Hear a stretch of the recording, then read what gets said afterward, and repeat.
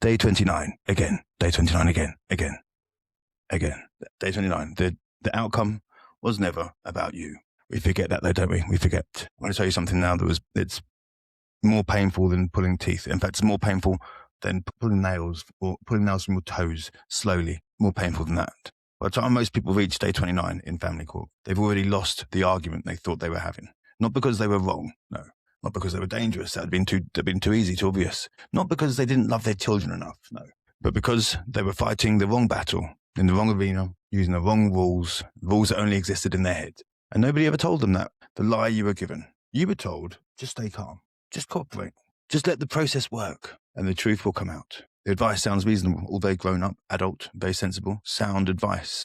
But it's also very catastrophic. Because family court does not operate on fairness. It operates on containment. And if you don't understand that by now, then where have you been for the last 28 days? Repeat the same mistake at the worst possible moment. That's what you're about to do. What the system is actually doing, let me get something straight. The family court is not asking what actually happened. It is asking what outcome keeps this case quiet, manageable, defensible if something goes wrong later. That's it. That's the axis everything rotates on. Not truth, not justice, not your child's lived experience in the way that you understand it. Institutional risk management. And here's the uncomfortable part. Once a case reaches late stage like this, in any late stage, the case has been going on for a long time. Final hearings, elections hearings, welfare concerns. The system is no longer deciding; it's confirming. Now, why the system sometimes feels like the decision was made before you even spoke, and that's because, well, let me tell you, because have you never not walked into a room and thought people were speaking about you? It's the same sort of feeling, same sort of vibe. If you ever walked out of a hearing and you think to yourself, that felt like that's a bit of strange flatness about it.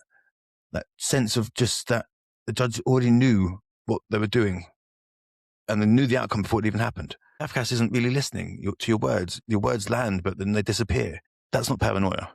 That's timing. By day 29, the system has already learned, not written, not final, but learning.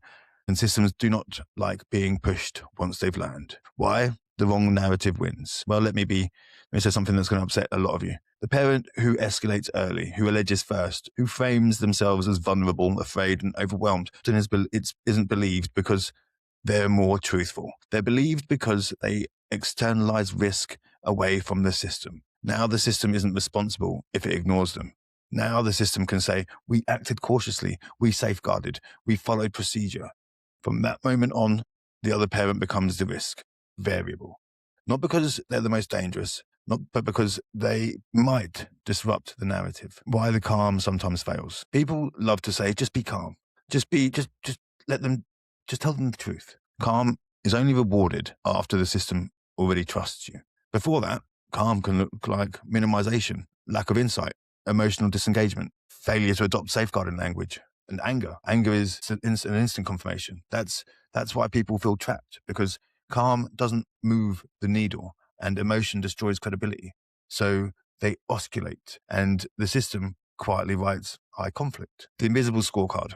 Now, this is a scorecard that you'll never see. It's never disclosed and it's never written down, but it exists. And it asks questions like, who escalates, who stabilizes, who accepts interim restriction, who pushes process, who creates noise, who threatens appeal, who causes work. And by day 29, this scorecard matters more than your bundle. And here's the line nobody tells you. Late evidence rarely changes outcomes. Late behavior sometimes does. Why fighting at the end is usually a trap. People say, I'll expose everything in that final hearing. No, you won't. Because by then, the system is listening. It's just hearing out for confirmation, not revelation. And that's why final hearings often feel rushed, why submissions are cut short, why judgments reference process more than facts. The work was already done. You're not being silenced, you're being processed. And the most dangerous instinct of day 29, the most dangerous thing you can do right now is to try and be heard, instead of trying to be safe to decide for. I'm not saying that's morally right. I'm saying that's operationally true. Family court rewards the parent who reduces its future workload, not the parent who proves a point. Why delay becomes a decision. Here's another truth. Delay is not neutral. Delay is proactive action. When no one wants wants to be the first mover. Cafcass waits for court. Courts wait for Cafcass. Magistrates wait for reports. Judges wait for clarity. So nothing happens. And while nothing happens, we can adapt, arrangements settle, the abnormal becomes normal. And suddenly the system can say, well, this is the status quo. What day 29 is really about is day 29 is not about hope. It's not about rage. And it's definitely not about justice in the way that you imagined it. Day 29 is about recognition, recognizing where your case has already tipped, what the system now needs from you, and whether your next move stabilizes or threatens institutional comfort. Because right now, one impulsive email, one angry outburst, one truth bomb can undo months of discipline. And this is the cold truth. Family court does not need you to be right. It needs you to be manageable. It doesn't mean surrender. It means strategy. And if that offends you, good, because offense is the right price of understanding. If you've made it to day 29 and you still believe this system is about truth, you haven't been paying attention. Tomorrow, day 30, we talk about exit positioning, how to leave proceedings without being permanently defined by them. Because surviving family court isn't about winning. It's about not letting it finish you.